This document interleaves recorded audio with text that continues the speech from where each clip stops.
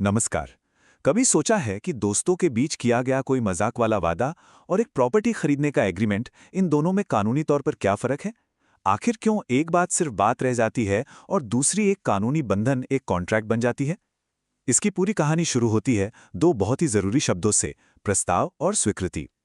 चलिए आज इसी कहानी की गहराइयों में उतरते हैं और समझते हैं कि कोई भी वादा एक कानूनी संविदा यानी कॉन्ट्रैक्ट की शक्ल आखिर लेता कैसे है। आज हम जिस सवाल को पूरी तरह से समझने की कोशिश करेंगे वो हमारी स्क्रीन पर है। अंग्रेजी में define proposal and acceptance and explain their essentials, describe the different rules regarding proposal and acceptance under the Indian law of contract. और हिंदी में प्रस्ताव और स्वीकृति की परिभाषा दीजिए तथा इनके आवश्यक तत्व बताइए। भारतीय संविदा विधि में प्रस्ताव तथा स्वीकृति से संबंधित विभिन्न नियमों का वर्णन कीजिए। चलिए इन दो मजबूत स्तंभों को एक एक करके समझते हैं और देखते हैं कि कैसे एक आम बातचीत एक कानूनी रूप से लागू होने वाले वादे में बदल जाती है।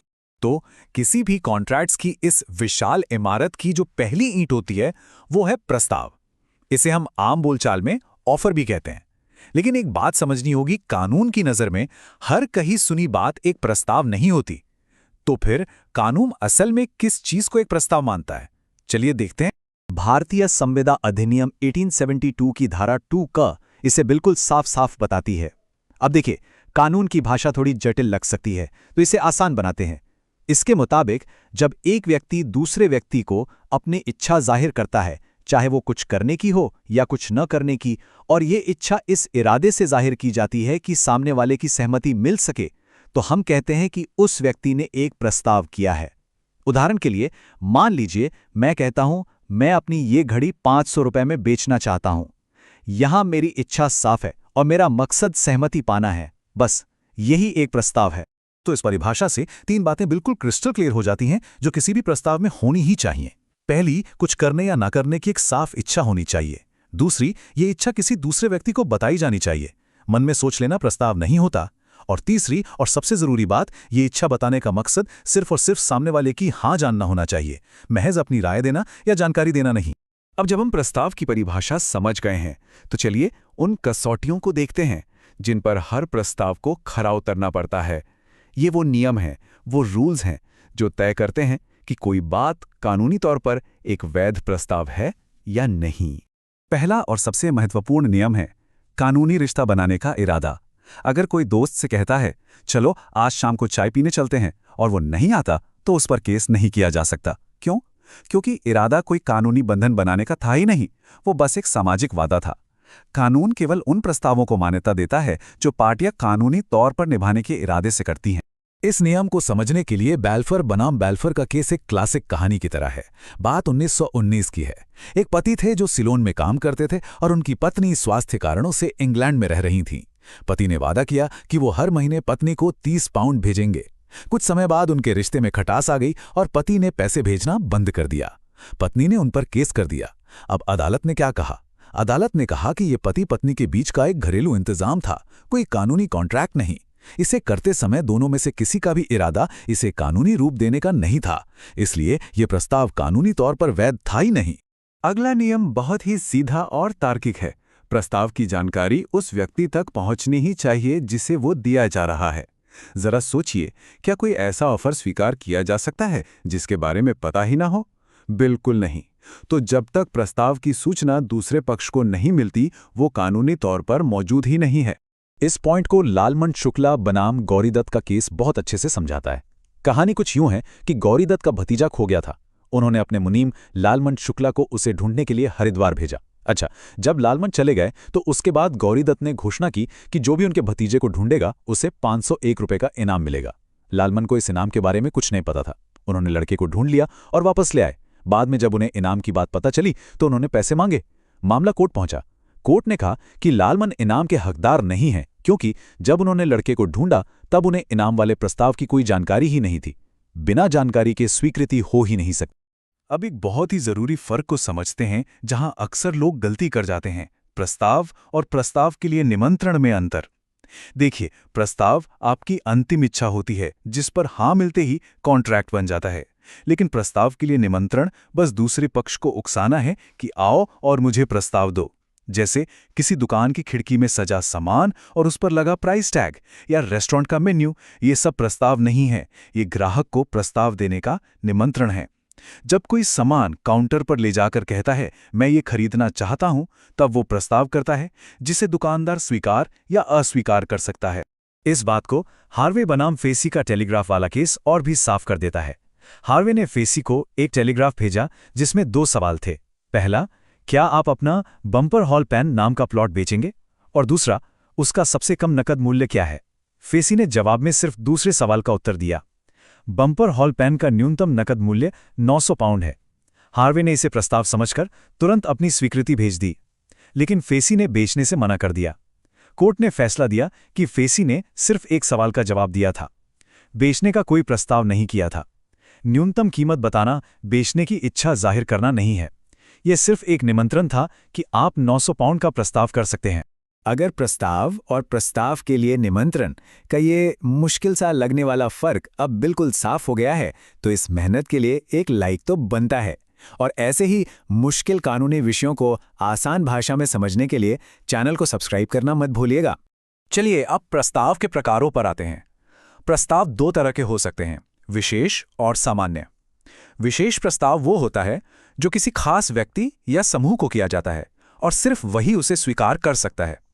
लेकिन सामान्य प्रस्ताव, जैसा कि नाम से ही जाहिर है, पूरी दुनिया के लिए, आम जनता के लिए खुला होता है।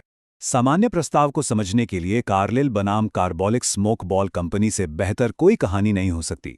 बात है 1893 की। एक कंपनी ने एक दवा बनाई, कार्बोलिक स्मोक बॉल। उन्होंने अखबार में विज्ञापन दिया कि जो भी उनकी दवा को बताए गए तरीके से इस्तेमाल करेगा और फिर भी उसे इन्फ्लुएंजा हो जाएगा तो कंपनी उसे 100 पाउंड का इनाम देगी। अपनी बात में सच्चाई दिखाने के लिए कंपनी ने यह भी लिखा कि उन्होंने एक बैंक में हजारों पाउंड जमा भी कर दिए हैं। श्रीमती कार्लिल ने विज्ञापन पढ़ा, दवा खरीदी और ठीक वैसे ही इस्तेमाल की जैसे बताया गया था। लेकिन उन्हें फिर भी फ्लू हो गया। उन्होंने कंपनी से इनाम मांगा। कंपनी ने यह कहकर मना कर दिया कि यह तो बस एक विज्ञापन था, कोई प्रस्ताव नहीं।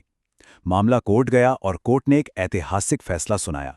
कोर्ट ने कहा कि यह विज्ञापन पूरी दुनिया के लिए एक सामान्य प्रस्ताव था और इसकी स्वीकृति कैसे होगी। किसी को कंपनी को चिट्ठी लिखने की जरूरत नहीं थी, बस प्रस्ताव की शर्तों को पूरा करना ही उसकी स्वीकृति थी। श्रीमती कार्लिल ने ऐसा किया, इसलिए वो इनाम की हकदार थीं। तो अब तक हमने प्रस्ताव यानी उस बारूद के बारे में बात की है जो एक कॉन्ट्रैक्ट को जन्म दे सकता है। लेकिन बारूद अपने आप में कुछ नहीं कर सकता जब तक उसे एक चिंगारी ना मिले। महान कानूनविद सर विलियम एंसन ने क्या खूब कहा है, स्वीकृति का प्रस्ताव के साथ वही रिश्ता है जो एक जलती हुई माचिस की तीली का बारूद से भरी गाड़ी से होता है। एक बार तीली दिखा दी तो धमाका होकर रहेगा, उसे रोका नहीं जा सकता।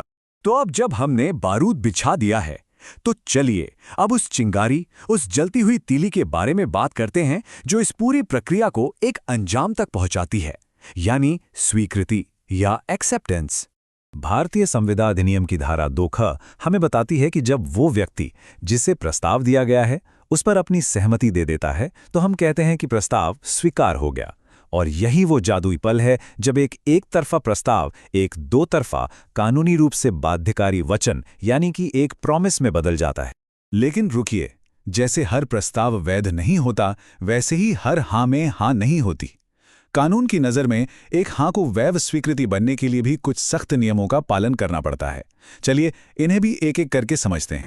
पहला और सबसे जरूरी नियम, स्वीकृति बिल्कुल वैसी ही होनी चाहिए जैसा प्रस्ताव था, बिना किसी अगर मगर के, बिना किसी शर्त के। इसे मिरर इमेज रूल भी कहते हैं। मतलब स्वीकृति को प्रस्ताव का आईना होना चाहिए, एकदम हूबहू।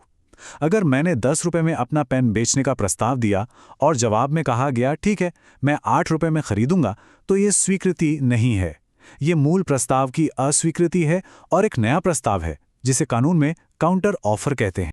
दूसरा नियम है कि स्वीकृति उसी तरीके से दी जानी चाहिए जो प्रस्तावक ने बताया है। अगर प्रस्ताव में लिखा है कि जवाब सिर्फ ईमेल से देना है तो चिट्ठी लिखकर स्वीकृति नहीं दी जा सकती। प्रस्तावक अपनी शर्तों का मालिक होता है, वो तय कर सकता है कि उसे जवाब कैसे चाहिए। और अगर कोई तरीका नहीं बताया गया है तो किसी भी उचित और सामान्य तरीके से स्वीकृति दी जा सकती है। एक पुराना केस है एलियासन बनाम हेनशॉ, जिसमें प्रस्तावक ने कहा था कि जवाब उसी वैगन ड्राइवर के हाथ भेजा जाए जो चिट्ठी लेकर आया है, लेकिन जवाब डाक से भेज दिया गया, जिसे कोर्ट ने वैध स्वीकृति नहीं माना क्योंकि वो तय तरीके से नहीं थी। ये एक बहुत ही मजेदार लेकिन जरूरी नियम है। सिर्फ मन ही मन में किसी प्रस्ताव को स्वीकार कर लेने से काम नहीं चलता। हाँ, मुझे ये ऑफर पसंद है, ये सोच लेना काफी नहीं है, जब तक इस हाँ को प्रस्तावक तक पहुंचाया न जाए। कानून की नज़र में मानसिक स्वीकृति कोई स्वीकृति नहीं होती। आपकी हाँ या तो शब्दों से या आपके काम से जाहिर होनी चाहिए। इस बात को फेल्टहाउस बनाम बिंडले का केस हमेशा के लिए यादगार बना देता है। कहानी यह है कि एक चाचा ने अपने भतीजे को खत लिखकर उसका घोड़ा खरीदने का प्रस्ताव दिया। खत में उन्होंने एक लाइन लिख दी, अगर मुझे इस बारे में और कुछ सुनने को नहीं मिला तो मैं मान लूंगा कि घोड़ा मेरा हो गया है। भतीजे ने चाचा को कोई जवाब नहीं दिया, लेकिन उसने मन बना लिया था कि वो घोड़ा चाचा को ही बेचेगा। उसने अपने नीलामीकर्ता को भी कह दिया कि ये घोड़ा मत बेचना, लेकिन नीलामीकर्ता से गलती हो गई और उसने वो घोड़ा किसी और को बेच दिया। चाचा ने नीलामीकर्ता पर केस कर दिया। कोर्ट ने फैसला सुनाया कि चाचा और भतीजे के बीच कोई कॉन्ट्रैक्ट बना ही नहीं था। क्यों? क्योंकि भतीजा चुप रहा था और उसकी चुप्पी को स्वीकृति नहीं माना जा सकता। कोई भी व्यक्ति अपनी शर्तों को किसी पर थोप नहीं सकता और ये नहीं कह सकता कि अगर तुम चुप रहे तो मैं उसे हाँ समझूंगा। सीधी सी बात है, चुप्पी स्वीकृति नहीं होती। तो चलिए आज की इस पूरी चर्चा का सार निकाल लेते हैं। हमने सीखा कि एक वैध प्रस्ताव वो है जो कानूनी रिश्ता बनाने के इरादे से किया जाए और जिसकी सूचना दूसरे पक्ष को दी जाए। फिर हमने जाना कि एक वैध स्वीकृति वो है जो प्रस्ताव से पूरी तरह मेल खाती हो, बिना शर्त हो और जिसे प्रस्तावक तक पहुंचाया जाए। और जब एक वैध प्रस्ताव को एक वैध स्वीकृति मिल जाती है तो वो एक बाध्यकारी वचन, एक प्रॉमिस बन जाता है, और यही प्रॉमिस किसी भी कॉन्ट्रैक्ट की मजबूत नींव होता है। उम्मीद है प्रस्ताव और स्वीकृति का ये पूरा चक्र अब सबके लिए एकदम साफ हो गया होगा। कानून के ऐसे ही और भी जटिल विषयों को इतनी ही आसानी से समझने के लिए हमारे साथ जुड़े रहें। इस चर्चा को लाइक करें और चैनल को सब्सक्राइब जरूर करें। धन्यवाद।